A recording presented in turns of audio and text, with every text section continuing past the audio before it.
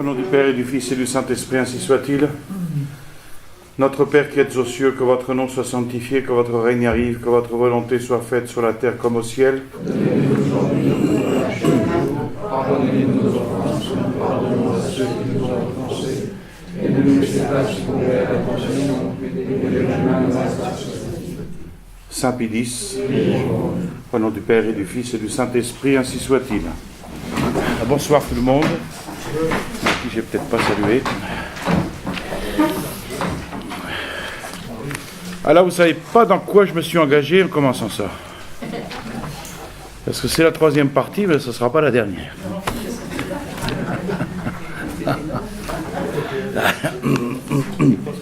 Alors, comme je ne savais pas trop ce qu'on avait déjà vu, j'ai tout retiré. C'était dans la valise. Nous en sommes à la page 37. C'est le 5e chapitre. Donc, le premier, c'était les antécédents historiques, géographiques, ethniques, l'établissement des réductions, les dispositions externes, et maintenant l'organisation interne. C'est assez intéressant de voir comment les jésuites ont procédé dans cette organisation interne. Donc chaque réduction avait son curé, lequel était supérieur de son collaborateur, tous deux supérieurs des Indiens. Vous allez voir que tout était très hiérarchisé. Et tous deux dépendaient directement du supérieur des missions et indirectement du provincial des jésuites qui résidait à Cordoba. Cordoba, donc en Argentine. Le supérieur des missions était nommé par le provincial, et il avait un admoniteur qui était à la fois vice-supérieur et comptait avec un groupe de consulteurs ordinaires et un consulteur extraordinaire. Leur fonction était d'avertir les vice-supérieurs des erreurs, des omissions qui pouvaient subvenir dans le gouvernement qui leur avait été confié. Alors c'était en général des hommes vertueux, prudents, de longue expérience. L'un et l'autre supérieur avaient leurs consulteurs ordinaires, avec lesquels ils traitaient périodiquement de la bonne marche des villages les plus proches du siège du vice-supérieur, afin d'éviter de longs voyages et de pouvoir consulter fréquemment, sans grande difficulté. Dans les cas difficiles, il y avait des consulteurs extraordinaires pour veiller au bien-être spirituel des missionnaires. Ils pouvaient se confesser mutuellement, mais on leur signalait toujours d'autres confesseurs ordinaires.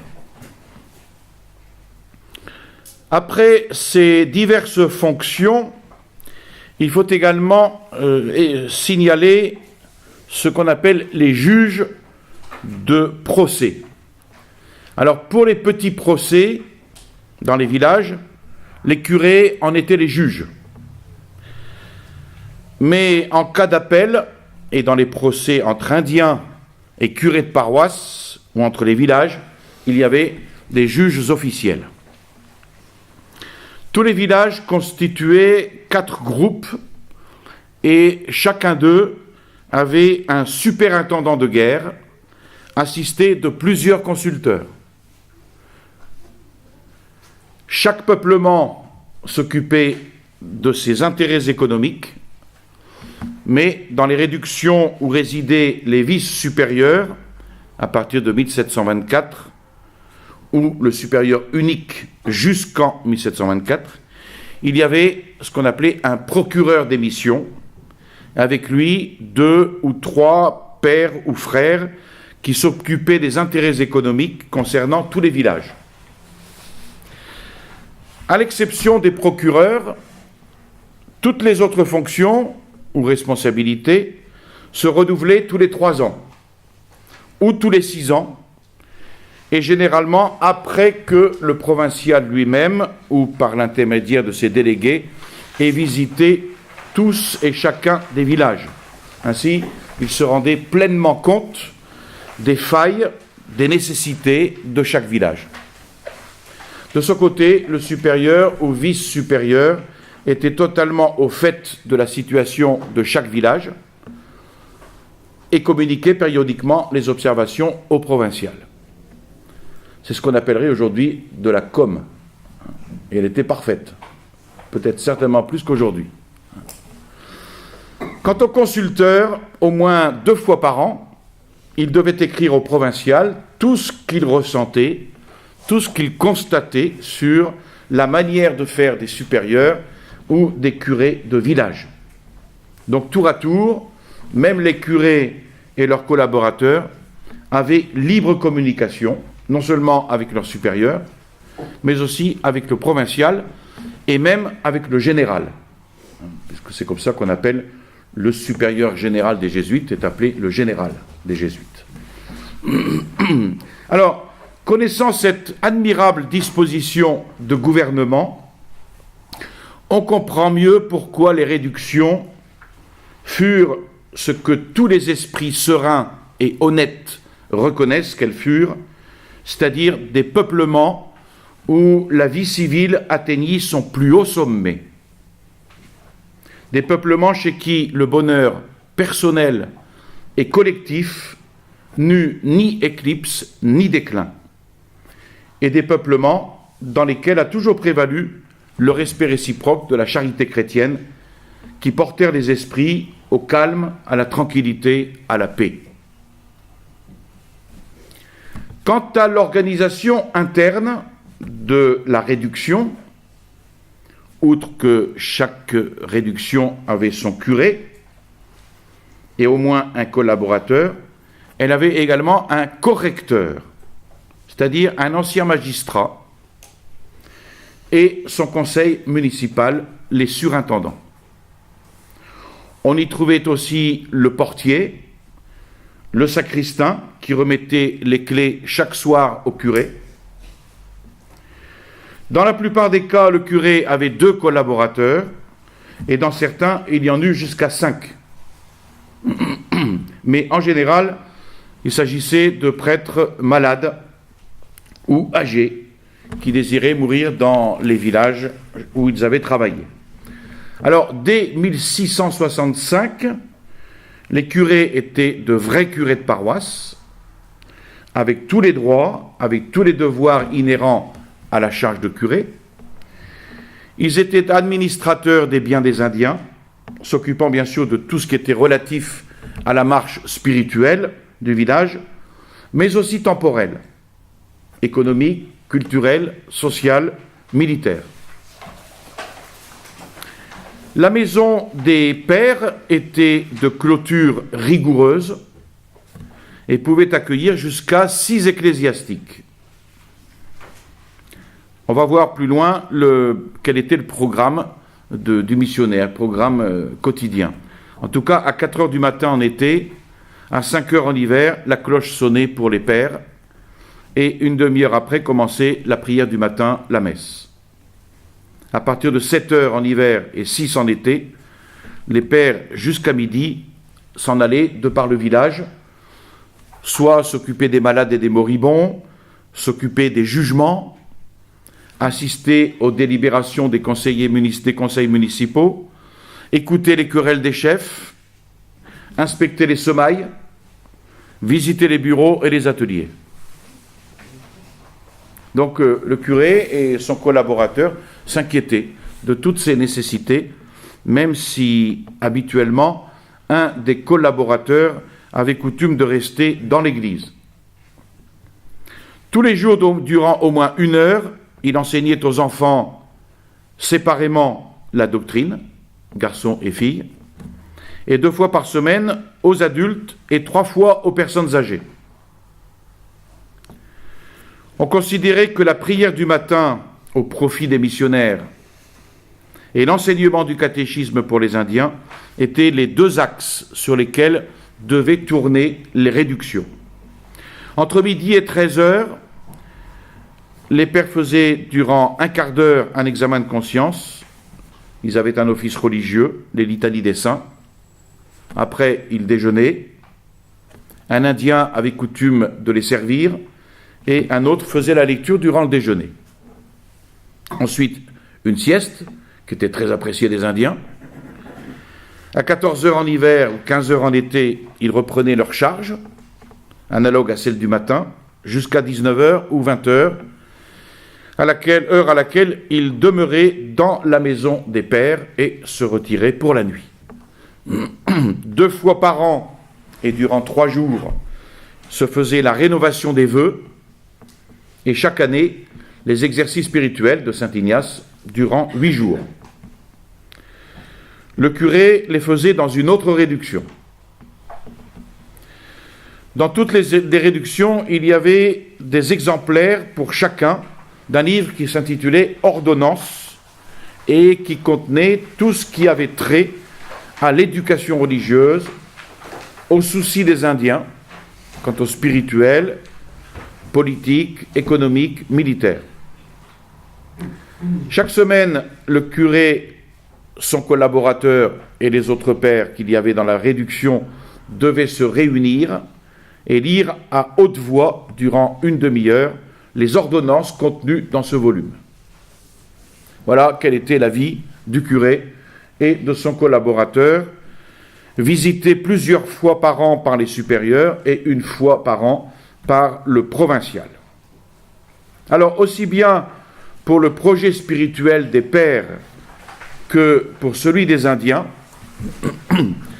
vers 1718 s'introduisit la coutume que tous les ans, pour le carême, tous les curés déménageaient pour aller les uns les autres dans d'autres réductions, pour encourager les Indiens, et puis aussi pour qu'ils aient la liberté de se confesser sans la honte qui arrive parfois de devoir se confesser au curé que l'on voit et avec qui on traite tous les jours. Donc c'est ce qu'on appelle un confesseur extraordinaire. Comme ça, les Indiens n'avaient aucune honte.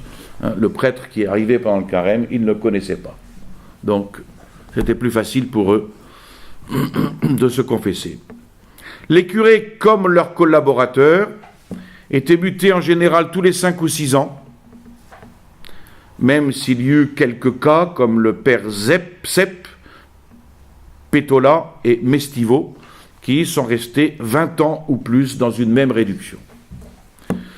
En 1735, le général de la compagnie disposa du fait qu'aucun curé ne devait rester plus de 5 ans dans la même réduction. Le curé, certes, avait le haut gouvernement de la réduction sur tous les plans des activités possibles de ses habitants. Cependant, attention, il y avait un conseil municipal. Et le conseil municipal, lui, était l'autorité maximale et immédiate avec son ancien magistrat en tête. Ne croyez pas que les curés faisaient office de maire ou de conseil municipal, de conseillers municipaux. Entre 1626 et 1708, le conseil municipal se composait d'un ancien magistrat, un tenant-lieu d'anciens magistrats, 2 maires de la fraternité, un sous-lieutenant royal, 4 régisseurs, c'était des officiers municipaux, 1 ou 2 huissiers, un majordome et un secrétaire du conseil municipal. Alors, le conseil municipal entrant était élu par le sortant. L'ancien magistrat était la plus grande autorité civile dans la réduction, le président né du conseil municipal. En Guarani, on l'appelait Parocaitira, celui qui dispose de ce qui doit se faire. Voilà comment on définissait ce terme. Celui qui dispose de ce qui doit se faire. Alors, à la seule exception des pères, tous étaient leurs sujets, et sur tous, il avait autorité. En général, c'était un des chefs de village, qu'on appelle un cacique. Et c'était toujours quelqu'un qui était capable d'agir en harmonie avec le curé. il était nommé par le gouverneur, sur proposition des pairs, et il recevait du gouverneur toute autorité. Alors quel était le cérémonial? C'est intéressant. Le conseil municipal entrant était élu par le conseil sortant et que Cardiel qui est un historien des réductions, le père Cardiel, décrit comme suit. Le mode d'élection du conseil municipal est celui-ci. Le premier jour de l'année, les conseillers municipaux se réunissaient pour s'entretenir de l'élection. Ils écrivent les noms des candidats sur un papier, le portent au curé afin qu'il donne son avis, car il y a une loi en Amérique selon laquelle le conseil municipal se constitue avec l'accord du curé. Le curé enlève ou ajoute, selon qu'il lui semble convenable pour le bien du village, car il n'a ni parents ni maison qui pourraient influer son choix, ou il laisse la liste en état. Il demande aux électeurs ce qu'ils pensent du choix du curé, et habituellement tous s'en remettent à ce que dit le curé. Ce papier avec la liste est transmis au gouverneur qui l'approuve et le signe. Les élections réalisées, le peuple se réunit devant le porche de l'église avant la messe. Sur le parvis, les sacristains déposent une chaise pour le curé et une grande table à ses côtés sur laquelle ils posent le bâton d'ancien magistrat, les verges des maires, tous les insignes des conseillers municipaux, ainsi que le compas du maître de musique, qui est une banderique de soie, les clés de la porte de l'église qui ont appartenu au sacristain, celles des magasins du ressort du majordome, et d'autres insignes des fonctions économiques, bâtons, insignes des officiers de guerre, drapeaux. On confirme chacun dans sa charge, ou on change les attributions de chacun, mais là, sans la confirmation du gouverneur. Chacun se met d'un côté et de l'autre des bancs du conseil municipal, alors vides, et viennent s'y asseoir. Viennent s'y asseoir les nouveaux conseillers municipaux et les militaires à mesure qu'on annonce leur domination. Tout ceci disposé, arrive le curé et ses collaborateurs, et depuis sa chaise, prenant pour texte l'évangile du jour, il va expliquant à ceux qui accompliront les fonctions diverses d'anciens magistrats, de maires et d'officiers, le grand mérite qu'ils auront devant Dieu à procurer les biens spirituels et temporels du village, les grands maux qui également en résulteraient s'ils n'accomplissaient pas leurs fonctions, ainsi que les châtiments qu'ils mériteraient de Dieu en ne les accomplissant pas. Cette exhortation terminée, il nomme l'ancien magistrat, et ensuite les musiciens, avec leurs chalumeaux et leurs clairons, célèbrent l'élection d'une courte mais joyeuse ouverture musicale. Vous voyez, c'est assez sympathique, hein ? Il nomme enfin les maires, et les musiciens se remettent en scène. Tous ceux qui ont été nommés viennent ensuite faire une génuflexion devant le Saint-Sacrement, avec une grande révérence, reçoivent de la main du curé leurs insignes, et vont enfin s'asseoir sur les bancs du conseil municipal. Vous voyez, le jour où on aura ça en France, ça sera pas mal. Hein ? Dans ces élections, il n'y avait aucune dispute. Dans les fonctions données, on ne trouvait ni chez l'un ni chez l'autre une quelconque répugnance. Tout se passait dans une paix totale. Alors, qui pourrait croire cela de gens qui, jusqu'il y a peu, étaient encore des gens avides de sang et fiers? Une fois nommés, tous les membres du conseil municipal ont procédé à la nomination de tous ceux qui s'occupaient de l'église, sacristains, maîtres de chapelle, etc. Ensuite, de ceux qui s'occupaient des affaires militaires. Et le tout se terminait par une messe en grande solennité. Les maires avaient pour mission ce que demandait la loi, c'est-à-dire veiller sur les bonnes mœurs, châtier les fainéants et les vagabonds, et veillaient à ce que chacun accomplisse son devoir. Les régisseurs étaient comme des maires de quartier. Ils veillaient sur la propreté privée et publique, ainsi que sur l'assistance des enfants à l'école et au catéchisme.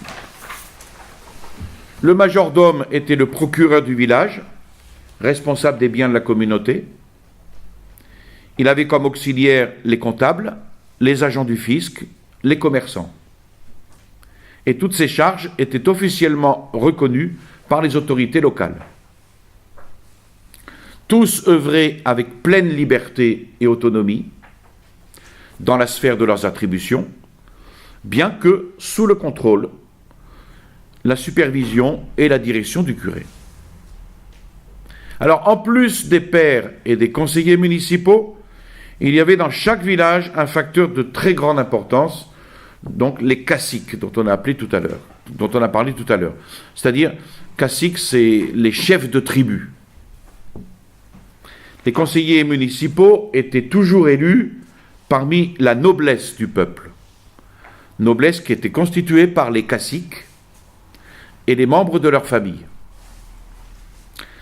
Alors, ça, ce n'était pas une invention jésuite, mais c'était quelque chose d'inné, que ce respect des caciques, aussi bien avant qu'après leur réduction en peuple chrétien.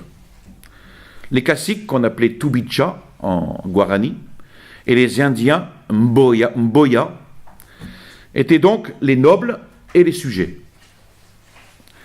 Les caciques se distinguaient en général ou par leur caractère asservisseur, ou pour s'être illustrés dans des actions guerrières, ou pour leur éloquence. Pour ces raisons, le cacique était donc considéré comme supérieur aux autres, et alors une ou plusieurs familles se plaçaient sous sa tutelle et sous sa protection.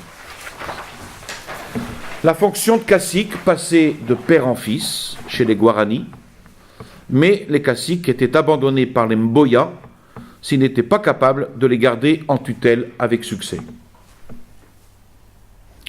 Les caciques et leurs premiers-nés ne payaient pas de tribut, et par billet royal du 12 mars 1697, on les considéra comme nobles de Castille, et ils pouvaient recevoir le titre de don.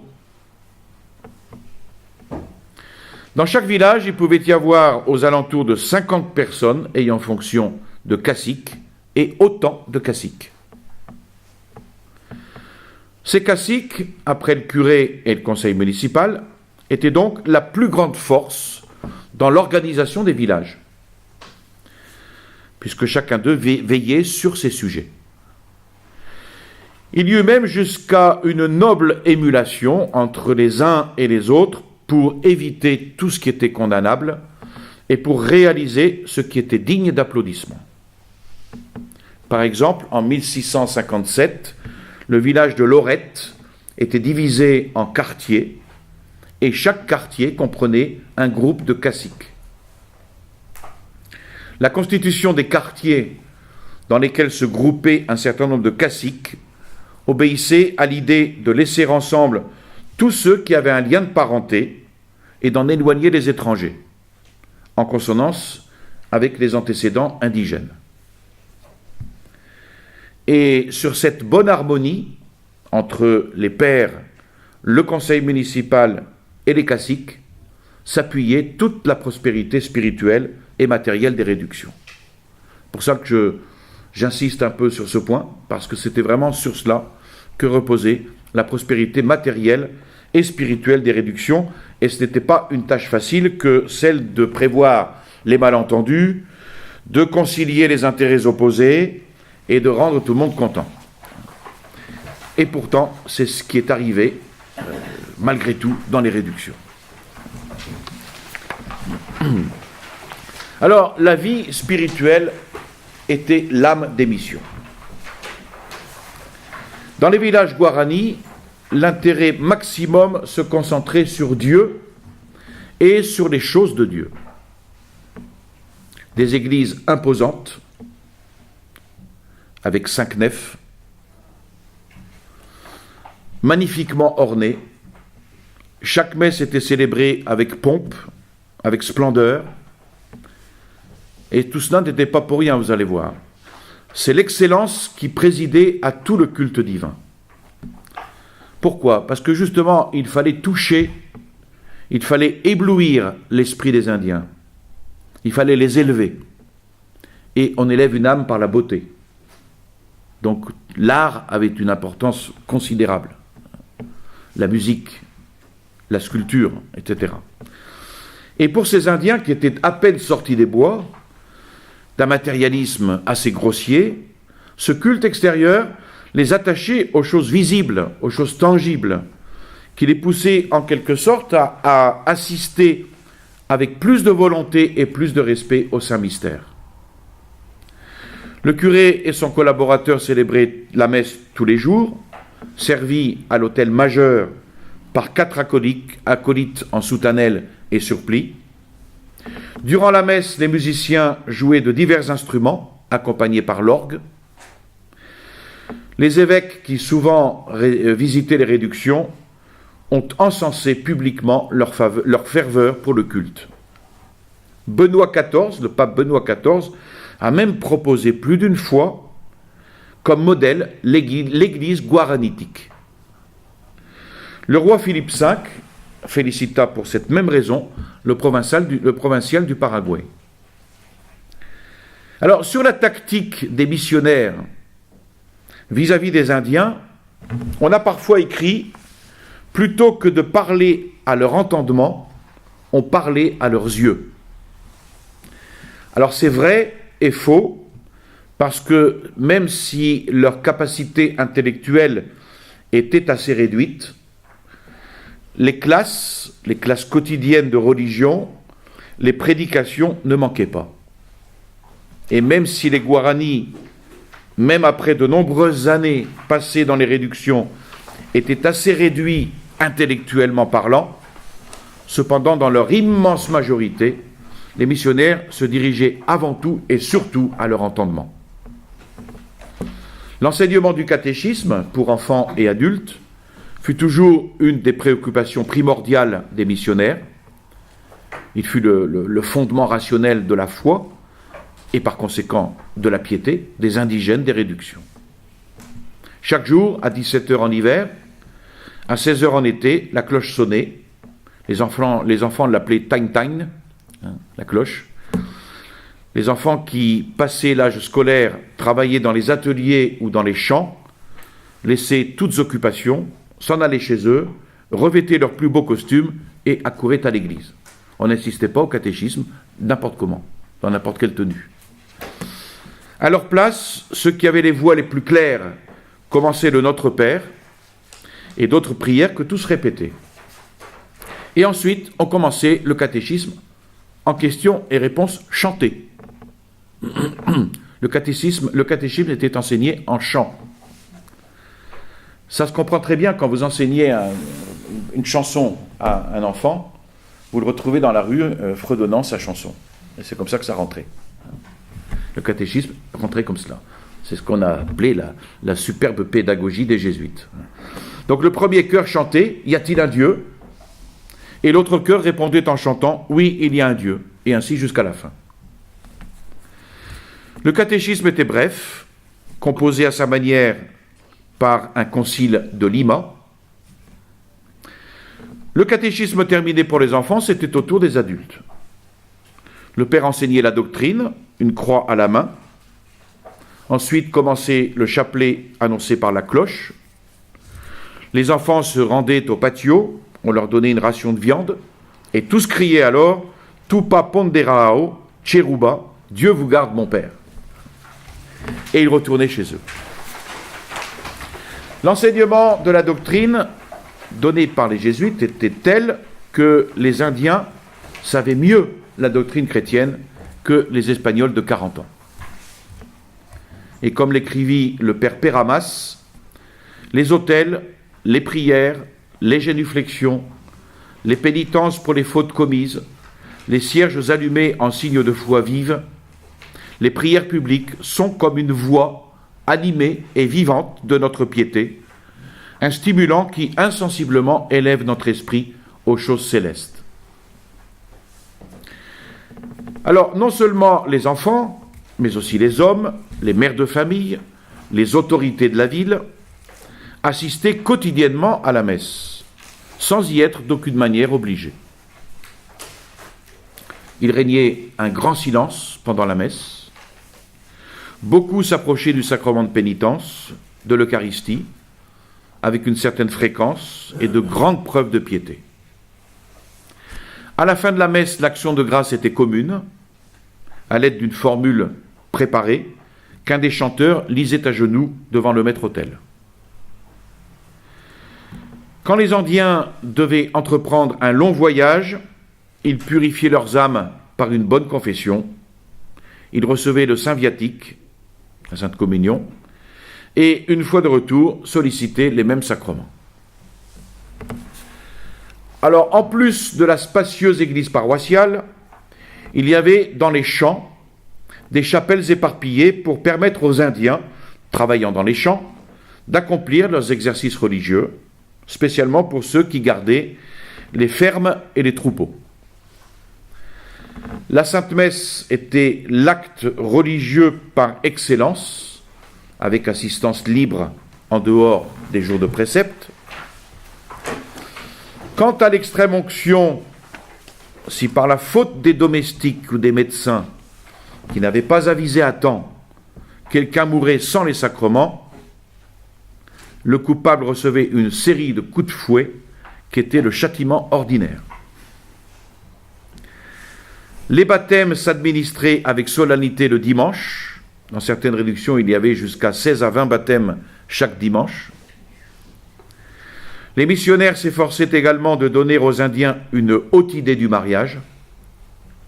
Ils bénissaient ainsi de nombreux fiancés à la fois en un acte solennel, avec la présence de tous les membres du conseil municipal et une grande partie du village.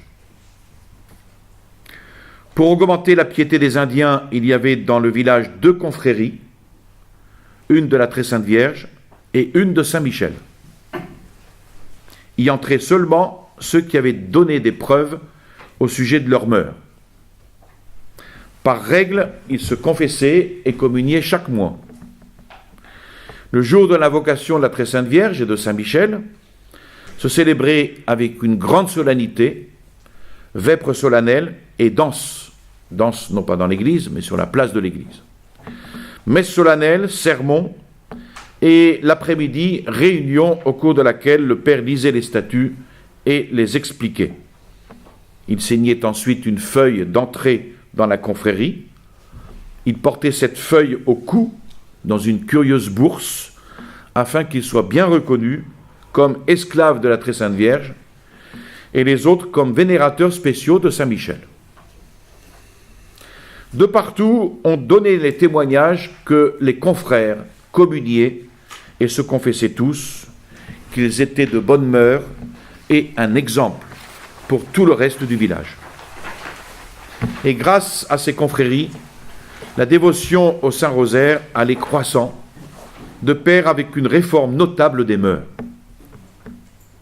Monseigneur Faraldo, évêque de Buenos Aires, de 1714 à 1729, qui visita personnellement les réductions, manifesta que d'après lui, il ne se commettait aucun péché grave extérieur, et régnait dans les réductions un haut niveau spirituel. La polygamie, les souleries avec les assassinats qui en résultaient, et la sorcellerie qui étaient les 3 vices dominants chez les Guaranis avant leur conversion, avaient disparu avec l'action rapide des pères pour déraciner de si funestes maux. Alors même si de temps à autre quelques foyers de ces vices réapparaissaient, ils faisaient déjà l'indignation des autres villageois. Les assassinats qui s'étaient enregistrés n'étaient plus en général que quelques Portugais qui venaient voler le bétail des Indiens. Devenaient également de plus en plus rares les cas de ceux qui abandonnaient leurs épouses pour fuir avec d'autres. De plus, pour les coupables, il y avait un châtiment donné sur la place publique comme le disposa le 7 mars 1742 le père Maconi. La luxure à laquelle les indigènes avaient amplement cédé avant leur conversion n'avait pas disparu. Péché contre le 6e commandement et contre nature étaient devenus cependant des cas rares. Les missionnaires veillaient et les coupables étaient sévèrement punis, comme l'avait ordonné le 8 mai 1672 le provincial d'alors, Augustin de Aragona. La vie de la plupart des Indiens avait donc atteint un niveau de pureté de mœurs et de vie spirituelle assez hors du commun. À tel point que, comme on l'a dit tout à l'heure, le pape Benoît XIV lui-même présenta plus d'une fois comme modèle cette église guaranitique, même si les détracteurs des jésuites, comme Blas Garay, présentèrent comme habitude, ce qui en ce domaine n'était qu'occasionnel. Voilà, ça c'est la vie spirituelle des missions, l'âme des missions. Je crois que j'ai oublié de préciser une chose importante. Lors de grandes fêtes, l'église était tapissée de fleurs. Tapissée, entièrement de fleurs, par terre. Ça aussi, c'était un des moyens pour les Indiens de les éveiller à une plus grande piété pour certaines fêtes très spéciales, certaines fêtes plus importantes. Un mot sur la famille et les enfants. Avant de vivre en réduction, les Guaranis vivaient dans des ranchs ou par groupes isolés, dans des casemates où les familles s'entassaient les unes sur les autres, sans distinction, dépendantes de leur cacique au bénéfice de qui ils devaient travailler la terre. Hommes et femmes n'étaient pas nus, mais couverts, de petits manteaux en coton ou d'atours faits de plumes de toutes les couleurs. Ils se fardaient d'encres diverses pour les fêtes ou pour aller à la guerre. Les hommes se perçaient la lèvre inférieure pour y insérer une flèche faite d'os, peinte, qu'ils appelaient tembeta. Chasse et pêche constituaient leur alimentation. Les femmes aimaient porter des boucles d'oreilles. Elles prenaient soin des semailles, récoltaient les légumes, préparaient les viandes grillées et étaient très habiles notamment à préparer les viandes de singe. Avant de marier les filles, on les obligeait à de rudes travaux, à supporter le froid et la chaleur. À la naissance d'un enfant, l'époux se retirait de la vie publique, s'enfermait et jeûnait rigoureusement pendant 15 jours. Avec les enfants, les parents étaient non seulement affectueux, mais excessivement condescendants. Si les Guaranis étaient en général vagabonds et paresseux, certains sortaient de l'ordinaire, et s'ils étaient souvent cruels et inhumains, on en trouvait d'autres très affectueux et généreux. Deux de leurs attitudes perverses étaient la polygamie et le divorce. Ça, c'est l'état dans lequel les jésuites vont trouver les Indiens. Évidemment, tout cela va changer. Les jésuites vont devoir donc livrer de dures batailles au début des réductions contre ces deux ennemis du foyer, la polygamie et le divorce. Et plus d'une fois, certaines réductions vont être sur le point de disparaître à cause de ces fléaux. Le libertinage en matière de sensualité était non seulement toléré, mais encouragé avant. Et si en général les Indiens se contentaient d'avoir une épouse, les caciques en avaient 5 ou plus.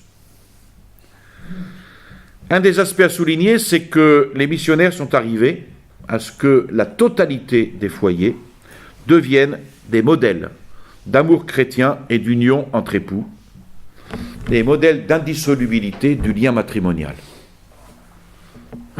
Alors cet Indien Guarani qui, au dire des missionnaires, était très sensuel, est arrivé sous l'effet de la grâce et sous l'effet de l'éducation évangélisatrice à ce qu'il considéra la femme dans toute sa noblesse et non pas comme un instrument de satisfaction de sa concupiscence.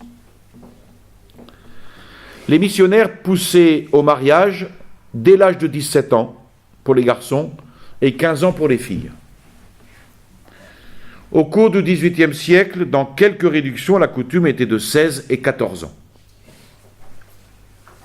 Alors, les missionnaires conseillaient cet âge pour éviter qu'une attente prolongée ne soit un motif de luxure permanente, reconnaissant cependant que le manque de maturité pouvait être un obstacle dû au caractère léger et inconstant des nouveaux époux. Mais, et c'est un argument qui vaut, mais les résultats ont été beaucoup plus prometteurs qu'ils ne le pensaient.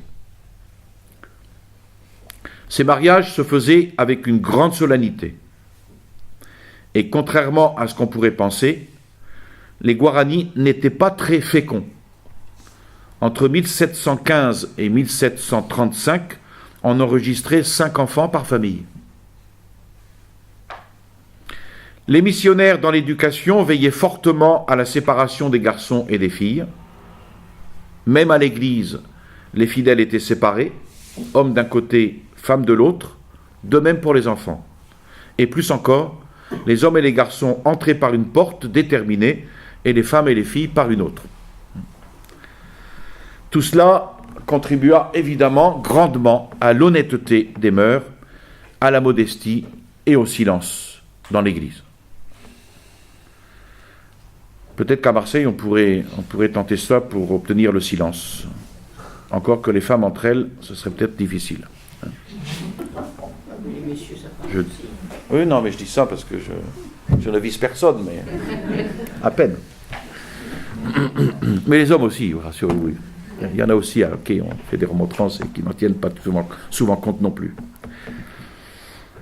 Alors, on n'enseignait pas à tous les enfants à lire, à écrire, à compter, mais seulement à ceux que l'on jugeait plus aptes. Et c'est parmi eux qu'étaient choisis les maires, les régisseurs, les magistrats, les notaires, les médecins, etc. On travaillait donc sur une élite. On évitait tout luxe dans le vêtement. Les missionnaires y veillaient, car la vanité, l'orgueil qui naissait de luxe semblables, risquait souvent de tordre les esprits et les cœurs de quelques-uns. C'est ce qu'on pourrait appeler la mondanité. L'unique luxe dans ces villages se trouvait dans les églises. Et quelquefois, avec modération cependant, dans les danses. Troisième point, le relatif isolement des réductions. Les jésuites firent tout ce qu'ils purent pour réduire l'isolement avec les Espagnols. La loi générale était d'éviter de faire vivre dans les réductions les Espagnols, les Noirs, les mulâtres et les métis. Pas de mélange. Cependant, désirant les éduquer pour la vie et non pas pour le cloître, ils permettaient quelques contacts avec d'autres coutumes et d'autres que ceux des réductions. Mais, d'une main sévère, ils expulsèrent tous ceux de mauvaise mœurs et toléraient la présence de commerçants, de voyageurs, quand ils ne causaient pas de préjudice aux Indiens. Ça, c'est une chose que nos gouvernants pourraient utiliser pour certaines personnes. Dans certaines réductions, on construisit des espèces d'hôtelleries pour recevoir ces gens-là, des espèces de logements sociaux, mais ils ne pouvaient pas rester plus de 3 jours. Afin que les Indiens ne se fassent pas rouler par les marchands, les contrats d'achat étaient soumis à l'approbation des missionnaires. En général, les jésuites évitèrent de construire leur village près des centres de population espagnols. Ils les construisaient loin des routes fréquentées par les Européens. Chaque village avait son port sur les fleuves mais rarement les navires espagnols pouvaient arriver jusqu'à eux. Et ce relatif isolement, pour quelle raison? Eh bien, il avait toujours pour but de protéger les bonnes mœurs des habitants. Les villages n'avaient pas de murailles, mais étaient entourés de fossés, plus pour empêcher la pénétration d'animaux sauvages ou de chevaux montés par des Indiens ennemis que pour empêcher l'entrée de personnes étrangères. Alors on a accusé les missionnaires d'interdire les évêques et les gouverneurs de visiter les réductions, et ceci est entièrement faux. Les missionnaires ne désiraient rien de plus que de rompre la monotonie quotidienne par la réception d'un prélat ou d'un mandataire civil. Et c'est d'autant plus l'occasion d'une fête qui durait plusieurs jours.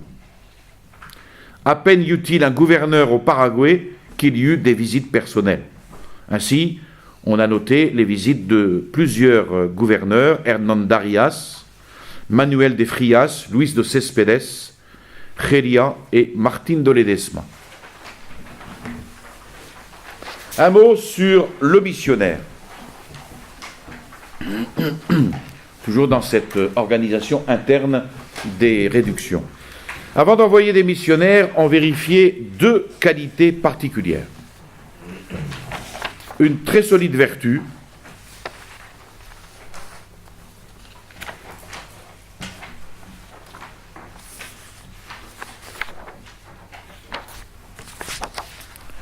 et une abnégation à toute épreuve. Vous m'excuserez, mais c'est le brouillon, hein, vous aurez au propre plus tard.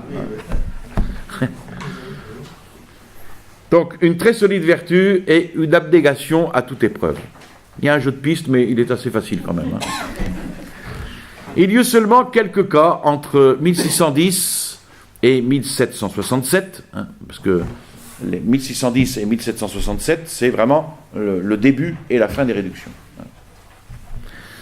Il y eut donc quelques cas où il fallut muter l'un ou l'autre de ces missionnaires pour raisons de santé, physique ou spirituelle, ou parce que certains n'arrivaient pas à apprendre la langue, ou même pour insomnie chronique.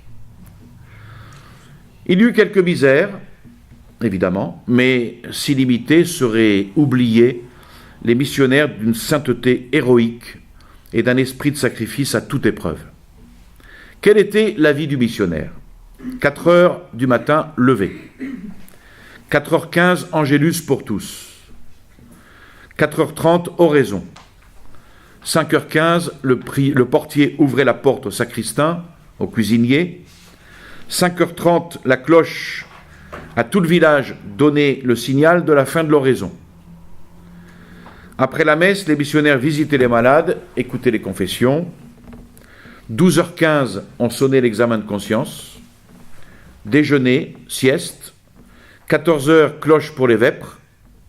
17h, après le catéchisme des enfants, chapelet à l'église, ministère paroissial, et 21h, la journée terminée. Les prêtres se confessaient 2 fois par semaine. Tous les lundis, ils assistaient à une conférence de cas de morale. Même si le labeur spirituel du missionnaire était intense, son travail matériel ne l'était pas moins, même après de longues années d'existence des réductions.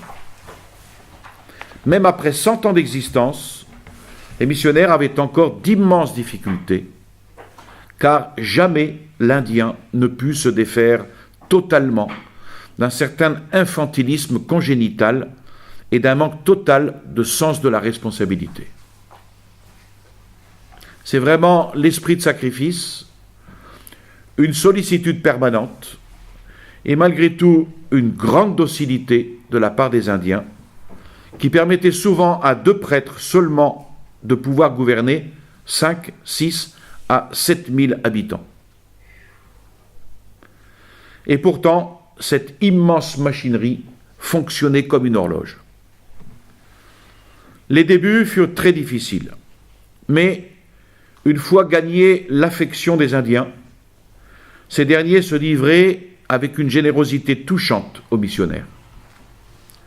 le procédé paternel, maternel parfois même, de la part des missionnaires, l'amour, le respect qu'avaient pour eux les Indiens, fut le plus grand moteur des réductions. Et tout ceci pour répondre aux propos fiévreux de ceux qui ont assuré que les réductions ne s'établirent et ne se conservèrent que grâce au fouet.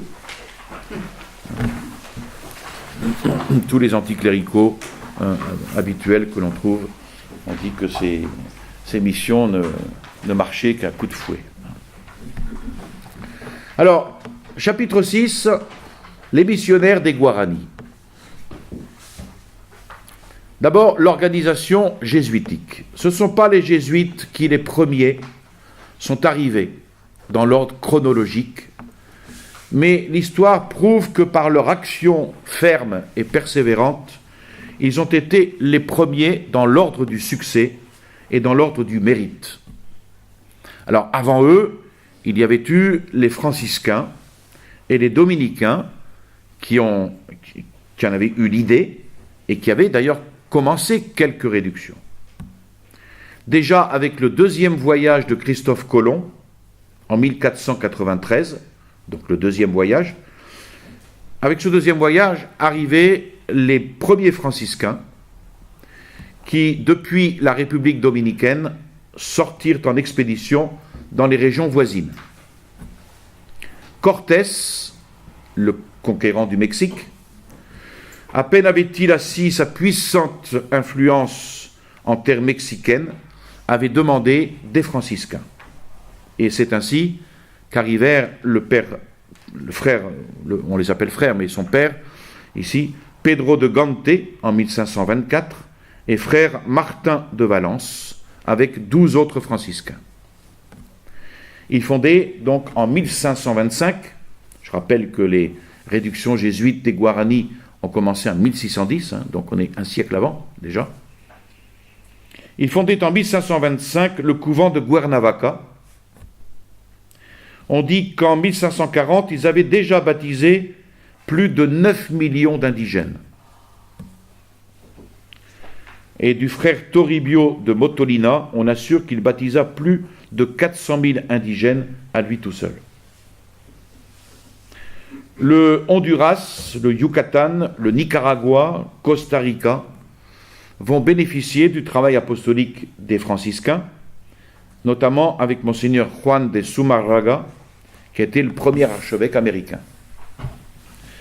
En 1535, on assistait à l'évangélisation du Venezuela, de l'Équateur, avec le frère Jacobo Richck et Pizarro. Passa au Pérou le frère Marcos de Niza, dont l'apostolat fut remarquable. En 1550, il y avait déjà 15 couvents au Pérou. Ce furent ensuite le Chili, sollicité par Valdivia, qui était le conquérant du Chili, le Brésil, l'Argentine, l'Uruguay, où furent fondés 5 couvents.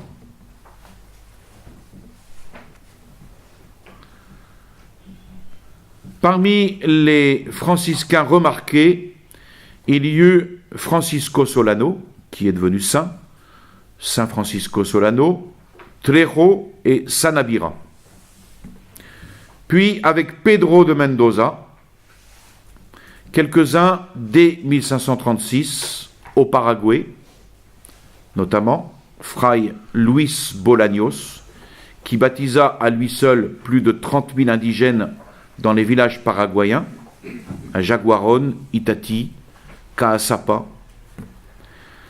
La ferveur religieuse de ces missionnaires, de ces hommes, était indiscutable. Et les sacrifices par lesquels ils durent passer, leur bonté sans limite, grâce à laquelle ils surent conquérir la volonté des indigènes, tout cela était indiscutable. Mais c'est une opinion commune que le travail ne fut pas toujours fait en profondeur. C'est une critique qu'on peut émettre.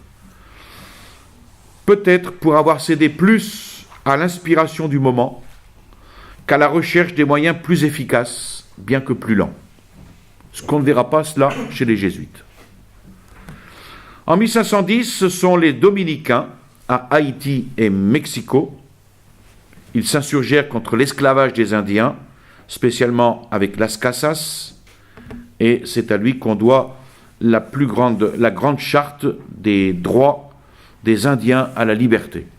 Las Casas a été critiqué parce Oui. qu'il exagérait. Oui, ça vaudrait la peine de faire un chapitre spécial, hein, mais en effet, d'ailleurs, il a été un peu pris par certains conciliaires du droit à la liberté. Hein. Mais c'est lui qui a introduit les esclaves noirs Oui. en Amérique, Oui. qu'on pensait les Oui. Indiens, critiqué. Alors, fondateur des premières universités, les dominicains, parmi lesquelles celle de Saint-Domingue, la première d'Amérique, et celle de Saint-Marc, à Lima, ainsi que de collèges, d'écoles au Mexique, au Pérou, au Chili. Un demi-siècle après l'approbation de la Compagnie de Jésus, frère Martín Ignacio de Loyola, franciscain, qui est un parent de Saint Ignace, et le père dominicain Francisco de Vitoria s'intéressèrent aux jésuites et en demandèrent dans leurs diocèses respectifs du Rio de la Plata et de Tucumán, en Argentine. Et pour accéder à leurs désirs, c'est ainsi que vont arriver du Brésil en 1586 les pères Armini, Saloni, Ortega, Fils et Grau, et du Pérou les pères Angelo et Barsana.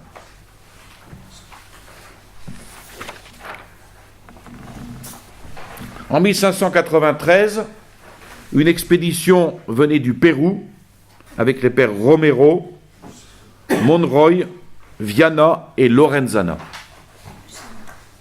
Page 56, en bas. L'action spirituelle et intellectuelle des missionnaires s'étendit par tout le vaste territoire actuellement argentin.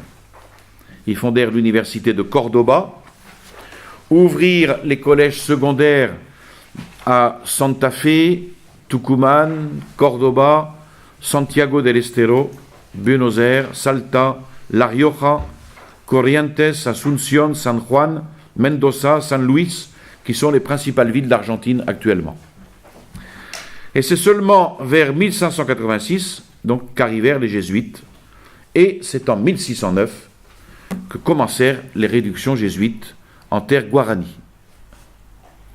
Et quelques années plus tard, évangélisation des Calchaquis, des Homoampas, Panias, Serranos, Villelas, Abipones, Mocobies, Pehuelches, qui sont diverses tribus indiennes. Ce sont donc les trois ordres religieux qui majoritairement furent les plus missionnaires, chacun avec leurs caractéristiques. D'abord, le zèle et la ferveur à toute épreuve des franciscains, pas très préoccupés cependant d'établir une organisation méticuleusement adéquate. Les dominicains qui, sans céder au zèle et à la ferveur, appliquèrent leur savoir européen à l'œuvre missionnaire, et les jésuites qui vont pénétrer plus avant dans la psychologie de l'Indien et qui, loin d'adapter aux indigènes les méthodes européennes, adoptèrent les méthodes à la spécificité des Indiens avec ténacité, habileté dans l'organisation de leur réduction. Alors, la sainteté franciscaine n'a pas manqué, la science dominicaine encore moins. Les jésuites apportèrent un côté pratique, encore jamais vu dans cette entreprise spirituelle. Pour comprendre cela, il y a cette fameuse histoire, mais peut-être que tout le monde ne l'a pas entendue. On raconte une histoire qui reflète assez bien tout ce qui a été dit des missionnaires des différents autres religieux. En une occasion, des religieux franciscains, dominicains, jésuites récitaient le bréviaire ensemble dans une pièce éclairée par une lampe électrique. Tout à coup, la lumière s'éteignit, laissant les trois dans l'obscurité. Le franciscain commença à louer Dieu pour la lumière, à le louer pour les ténèbres, puisque la lumière et les ténèbres glorifient le Seigneur. Le dominicain commença à philosopher sur les 5 causes qui pouvaient être la cause de la production du phénomène et continua sur les 17 effets qui pouvaient en résulter. Pendant que l'un louait Dieu et l'autre philosophait, la lampe se mit à les éclairer de nouveau et se rendirent compte alors que le jésuite avait disparu, sans y prêter plus attention. Néanmoins, le jésuite réapparut un instant plus tard. Il était allé arranger le court-circuit. Et cette histoire reflète assez bien la triple réalité que l'histoire confirme amplement.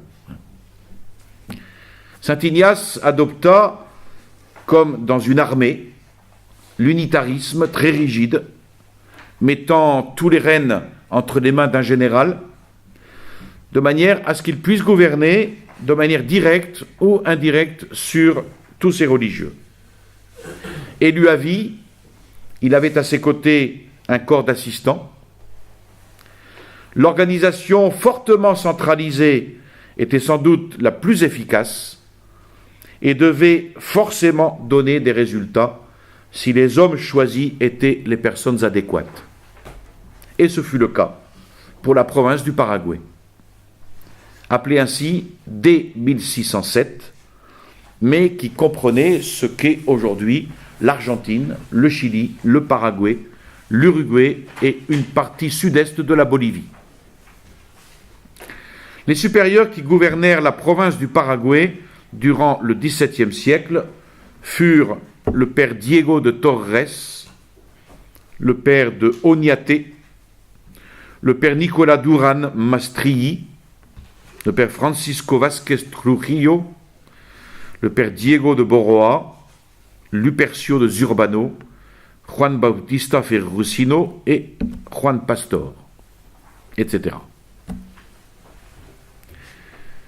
Alors, en raison de la population très peu nombreuse dans ces régions, les vocations natives étaient insuffisantes pour établir de nouvelles fondations. C'est pour ça qu'on fit venir d'Europe les missionnaires. 48 en 1608, 116 en 1616, 269 en 1617. Ils étaient 457 en 1767. Tous n'étaient pas dans les réductions. Ainsi, par exemple, ils eurent à charge le fonctionnement de l'université de Cordoba, 2 collèges à Buenos Aires, des collèges dans la plupart des grandes villes d'Argentine, du Paraguay et de l'Uruguay. Ceux de la province du Paraguay avaient à leur charge 30 réductions chez les Indiens Guarani, 27 dans d'autres régions du pays avec d'autres Indiens, les Lules, les Mocovies, les Abipones, les Omoampas, Calchaquies, Villelas, Guaycurues et Chiquitos. Le nombre d'écoles primaires, en comptant celle des réductions, s'élevait à 63. Ce qui est à noter, c'est l'internationalisme missionnaire. Les missionnaires espagnols firent évidemment beaucoup dans la construction, le perfectionnement, le développement des réductions Guarani de 1609 à 1768. Mais la collaboration de jésuites d'autres pays fut considérable, ce qui facilita l'expansion missionnaire, parce que chacun arrivait avec des idées nouvelles, des méthodes inconnues et des tempéraments différents. Les 3 premiers jésuites, dans ces premières réductions, étaient d'ailleurs de nationalités différentes. Le père Saloni, espagnol, le père Fields, britannique, et le père Ortega, portugais. Il y a aussi 2 Italiens, plus tard, au XVIIIe siècle, le père Massetta et le père Cataldino. Les premiers jésuites qui arrivèrent au Rio de la Plata, venant du Brésil, invités par un évêque portugais, furent les pères italiens, portugais, espagnols et britanniques, dont ces diverses nationalités étaient une image, évidemment, de l'universalité de l'Église. Au début du XVIIe, l'Espagne dut restreindre, excusez-moi les fautes, dut restreindre l'entrée d'étrangers vers ces colonies américaines. Elle la restreignit encore davantage quand le Portugal s'incorpora au domaine de l'Espagne. Alors, il y eut des exceptions à cette loi, mais au cours du XVIIIe siècle, quand l'Espagne déclinait très sensiblement, ce fut providentiel que d'autres pays européens, et en particulier l'Allemagne, put envoyer tant d'illustres missionnaires. Ces étrangers étaient des hommes très cultivés, qui apportaient chacun leur grain de sable à l'édification commune de la civilisation religieuse d'Amérique. Et comme ils provenaient de tant de pays divers, ils permirent aux Espagnols d'élargir leur vision devant de nouvelles méthodes, de nouveaux styles, de nouvelles techniques, purifiant par là ce qu'elles pouvaient avoir de dépassé et de routinière. L'action des missionnaires allemands fut considérable. Il y eut les pères Feldmann, Ruess, Reinmann, Durst, Christmann, et aussi le fameux père Antonio Sepp, qui fut considéré comme le missionnaire idéal. Il arriva dans les missions en 1691. Musicien, il donna un grand élan dans le domaine musical, ainsi que les pères Böhm, Cordule et le père Jean-Baptiste Newman, qui fut aussi le fondateur de la première imprimerie en terres argentines.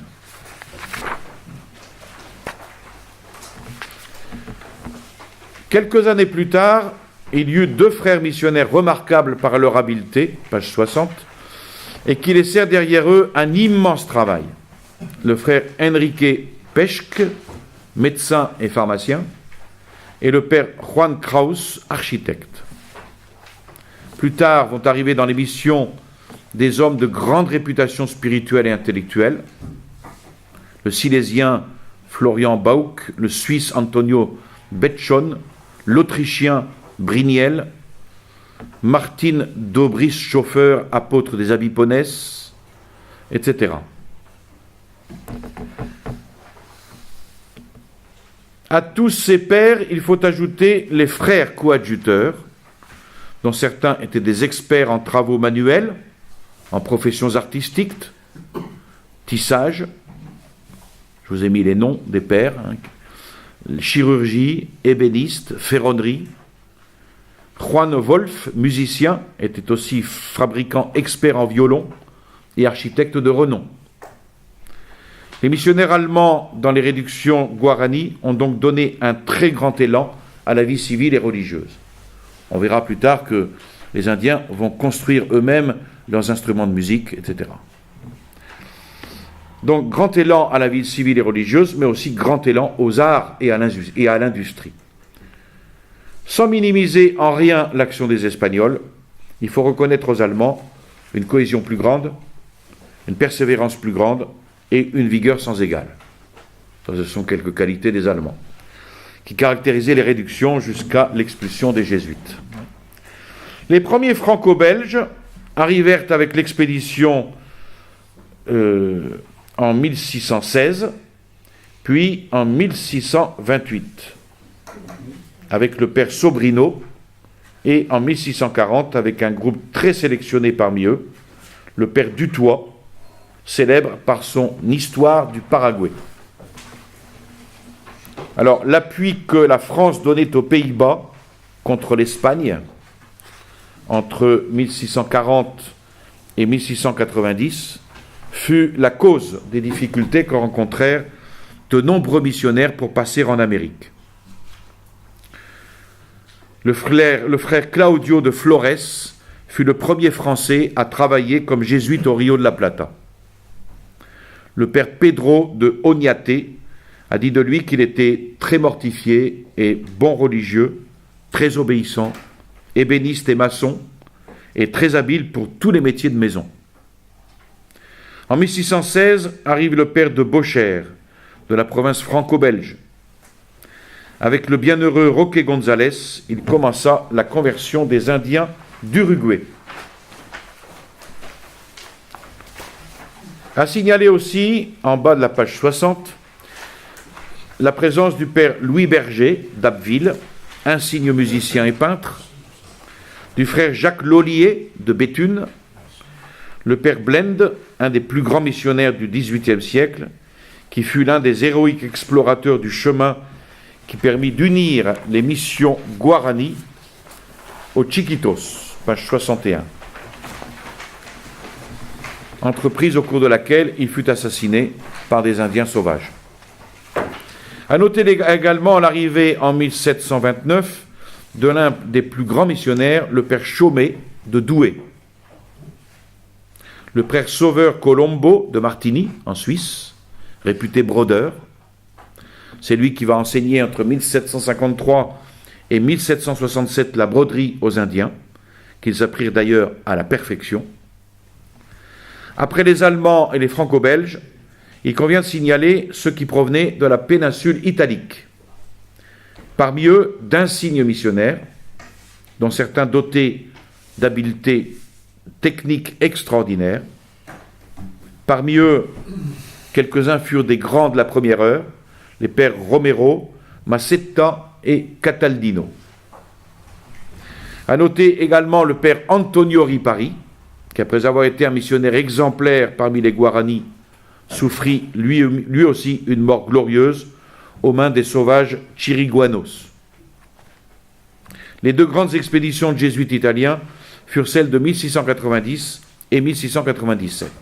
Parmi eux, le père Restivo, qui devint une des figures marquantes dans l'histoire des missions du Rio de la Plata, le père Antonio Macconi, qui sera un provincial exemplaire, après avoir été un grand missionnaire parmi les Loules, le père Antonio Bianchi, architecte de profession, qui laissa de multiples preuves de son talent artistique, le père Manuel Cherini, un des grands missionnaires du XVIIIe siècle,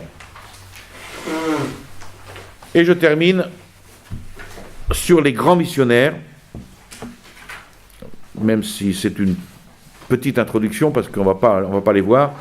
Voltaire, le sinistre Voltaire, avec la superficialité qui lui était caractéristique, affirma que les jésuites européens avaient inventé les missions étrangères pour y envoyer tous les jésuites de peu de lumière qui, en Europe, auraient pu mettre obstacle à leur projet. Vous voyez, dans le genre d'imbécilité, on ne fait pas mieux. Évidemment, l'histoire a démenti totalement cette sottise, pour être poli.